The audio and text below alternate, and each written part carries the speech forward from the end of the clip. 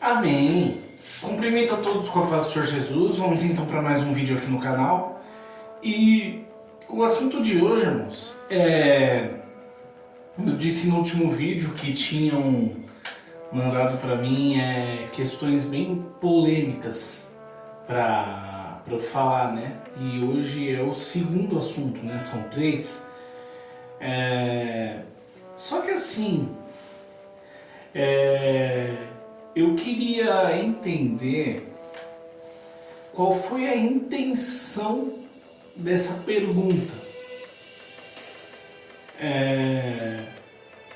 Eu tô fazendo esse vídeo, só tô fazendo esse vídeo porque tem coisa que eu vou falar aqui que é edificante. Mas se não fosse por causa disso, eu não ia gravar esse assunto não. E eu já falei em alguns vídeos aqui, vou falar de novo. Irmão, toma cuidado com a pergunta que você faz. Porque às vezes a resposta você pode não gostar de ouvir. Então, vamos lá para a pergunta então. Willy, você falou em alguns vídeos aí, um ou dois vídeos, que desde que você se assumiu, né, celibatário,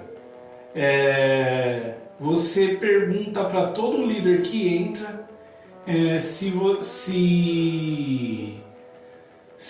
não tem nenhum problema, se você não vai ter nenhum problema, né, no ministério, no determinado grupo, né, por conta da sua escolha.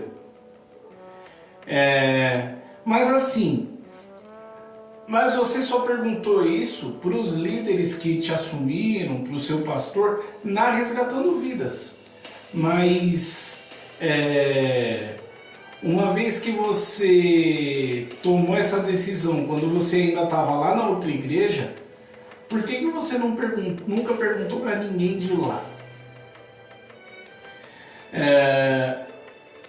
Irmão, eu queria entender qual foi a intenção dessa pergunta. Você está querendo causar alguma contenda entre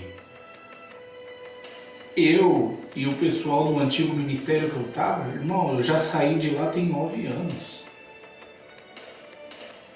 Tem muita gente da minha época lá não está mais lá hoje. Eu fiquei sabendo que até o pastor saiu, até o pastor, os pastores, né? Até o casal de pastores está em outra igreja agora. Então, que diferença que ia fazer? Qual diferença que ia fazer? Tá, eu tomei essa decisão, optei por isso em abril de 2013. E eu saí daquela igreja para ir para Resgatando Vidas em junho do mesmo ano. Ou seja, eu já sabia que eu iria sair, e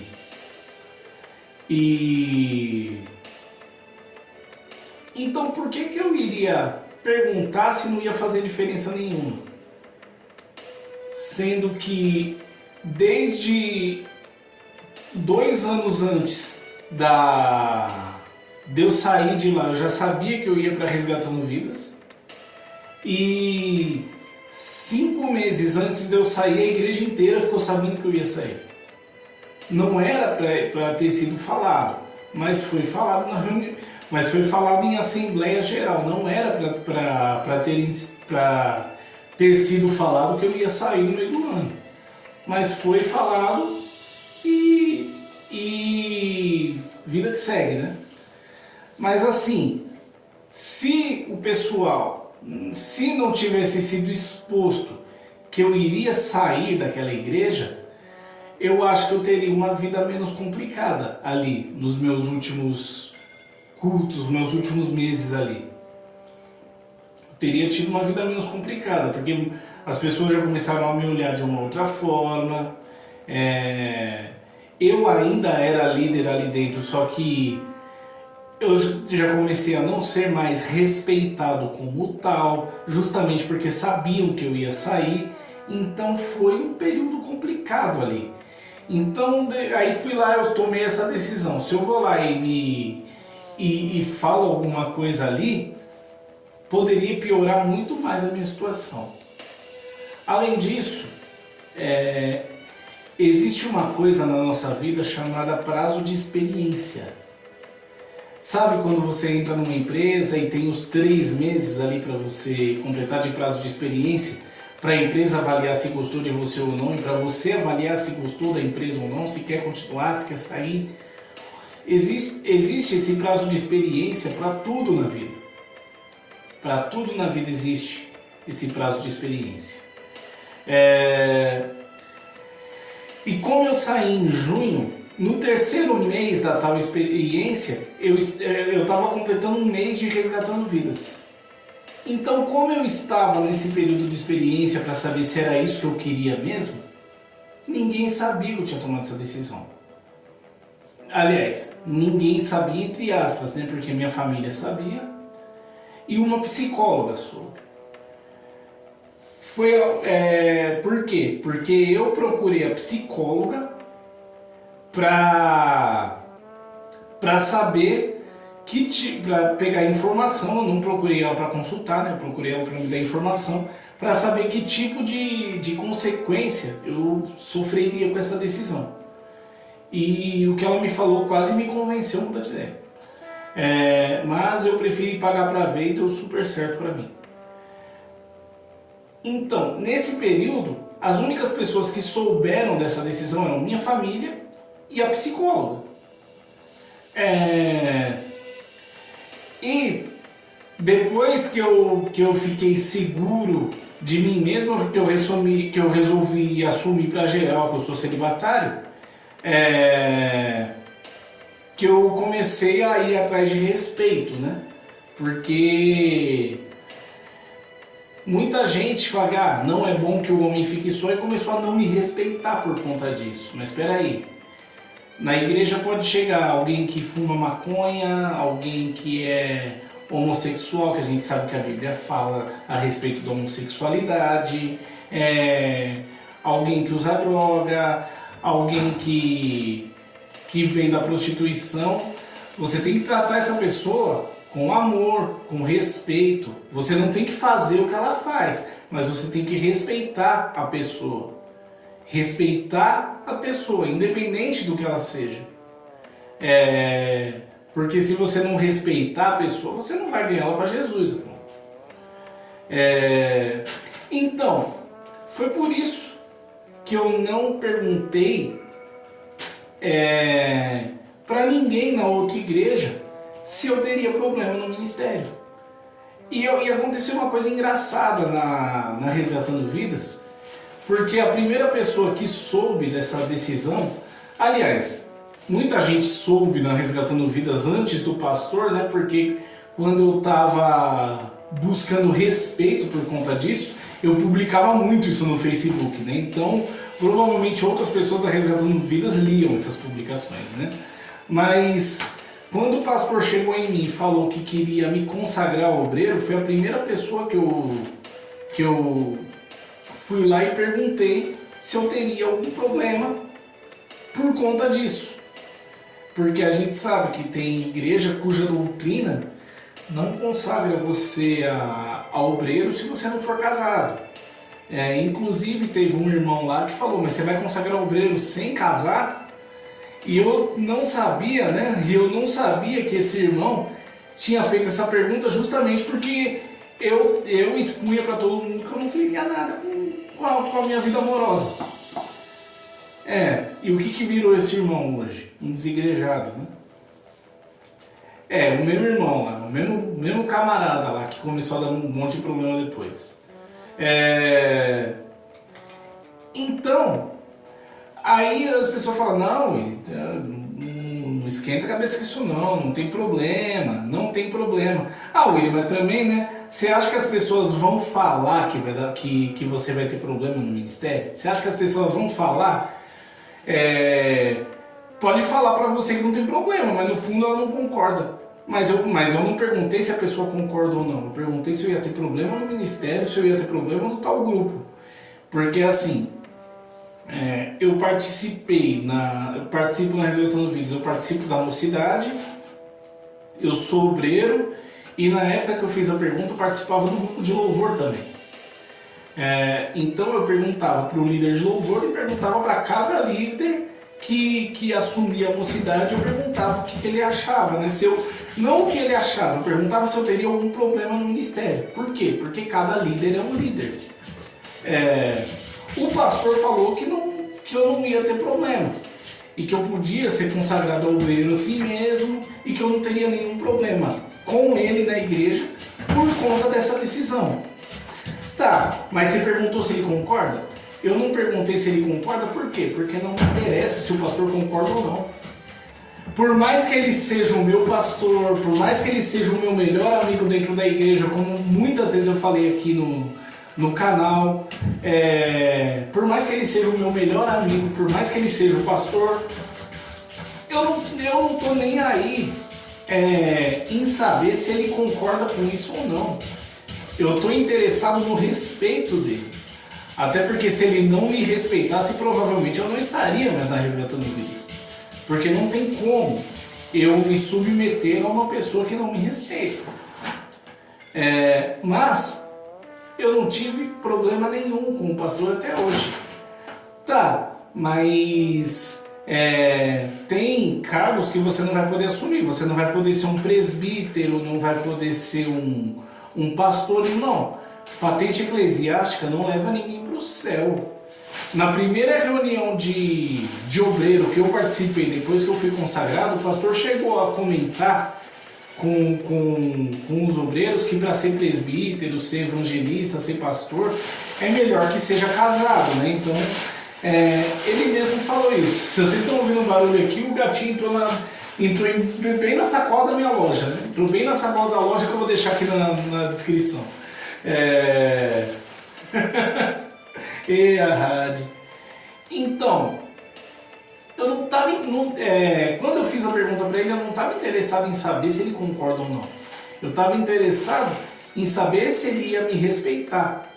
Tá, mas ele podia falar que ia te respeitar e não te respeitar. Não foi o que aconteceu. Tanto é que passaram 9 anos já que eu fiz a pergunta para ele e estou na Resgatando Vidas até hoje e a amizade não foi abalada até hoje.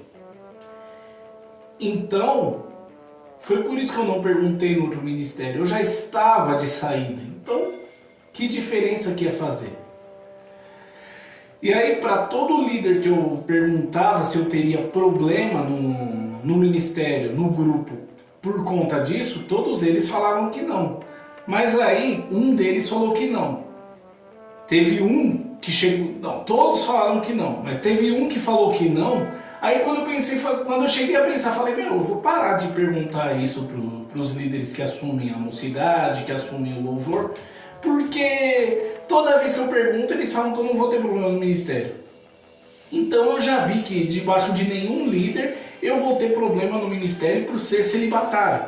Então eu vou parar de perguntar isso. Foi só eu pensar isso, teve um camarada lá que era líder da mocidade e começou a dar problema para mim por conta disso. Porque ele queria impor que eu fizesse terapia do amor. Quando ele chegou para falar desse assunto para mim, de primeiro momento eu achei que ele estava brincando. Mas depois eu vi que era sério. Aí a gente teve uma discussão dentro da igreja, inclusive. Eu falei, nem meu pai fala desse jeito comigo, então eu não vou deixar qualquer pessoa falar. Aí ele falou, me respeita, cara. Eu falei, me respeita você. Me respeita você. Peraí, você é meu líder, não é meu dono. Se eu tô falando que eu não vou fazer, eu não vou fazer. Você é meu líder aqui dentro, você manda em mim aqui dentro, eu tenho que respeitar a sua autoridade aqui dentro, mas coisa que que eu escolhi para minha vida quando você nem me conhecia, você não pode, não pode interferir. Nem meu pai interfere desse jeito. Aí qual era a alegação dele? Que eu estava dando mau exemplo para a mocidade por conta da minha escolha, né? Porque todos eles tinham escolhido casar, até porque a mocidade daquela época tá praticamente toda casada, né? Então, tipo, nem são da mocidade mais. E falou que eu tava dando um mau exemplo, que eu tinha que fazer e acabou, né? Eu falei, olha, se eu tô dando um mau exemplo, o pastor Célio tá aí pra isso, por que você não vai lá conversar com ele? Ele já sabe da minha decisão há muito tempo. Inclusive ele tá lá dentro da secretaria, conversando com o irmão lá. Por que você não bate na porta do pastor e vai reclamar de mim pra ele? Não sei se ele foi fazer essa reclamação, provavelmente não, até porque o pastor não veio falar comigo depois. Pela liberdade que o pastor Célio sempre teve comigo, provavelmente ele teria vindo falar comigo se esse líder tivesse falado com ele, né? Só que aí o que aconteceu? Na época que ele fez isso, eu já trabalhava no mercado que eu estava trabalhando, né? Até recentemente. E quando a gente trabalha em mercado, você sabe, né, que às vezes tem época de temporada, Black Friday, Dia das Mães, Dia dos Pais, etc, né? E às vezes eu acabava não indo para a igreja porque eu trabalhava demais, estava muito cansado. E aconteceu isso. O primeiro ensaio, depois que ele veio me impor desse jeito, eu vou assumir para os irmãos aqui no canal mesmo. Eu faltei de propósito. Foi para afrontar ele mesmo. Mas depois, por conta de ser já a época de Dia dos Pais, a gente estava trabalhando pra caramba lá no mercado, acabou não indo mais para eu ir na Resgatando Vidas por enquanto. E quando eu cheguei, eu fui de novo na Resgatando Vidas, o líder da mocidade já era outro. Não sei se essa discussão que eu tive com ele teve influência. Vou falar de novo, não sei se ele reclamou de mim pelo pastor, pelo fato de eu tê-lo afrontado daquela forma, de eu ter levantado a voz com ele dentro da igreja, inclusive, mas aconteceu que ele saiu. Então, eu continuo perguntando por causa disso. Mas, depois desse episódio, esse foi o único episódio que eu tive um problema com o líder dentro da Resgatando Vidas por causa disso. Depois, o fato não se repetiu. Tem um outro líder que costuma brincar comigo, falando, tipo, ele não concorda, ele falou pra mim que não concorda, ele às vezes brinca falando de namorada pra mim, falando que eu vou casar logo, que não sei o que, às vezes ele brinca com isso. Porém, olha a diferença, esse é um cara que me respeita, então por que eu vou afrontar ele? Não vou afrontar. O pastor chegou uma vez numa reunião de obreiro e falou assim, pô, a Bíblia fala que é melhor casar do que abrasar, mas se o cara não tá nem abrasando, eu vou falar o que pro cara? Então, graças a Deus eu não estou tendo problemas no ministério por conta disso. Mas eu faço a pergunta por quê? Porque cada líder é um líder. Só que eu não entendi o porquê que você foi querer envolver o outro ministério nessa questão. Porque eu não estou mais lá, eu já estava de saída quando eu tomei a decisão, então que diferença que ia fazer? Amém? Então se você estava esperando eu fazer algum tipo de contenda por causa da tua pergunta, meu amigo, você se enganou, não ia fazer contenda.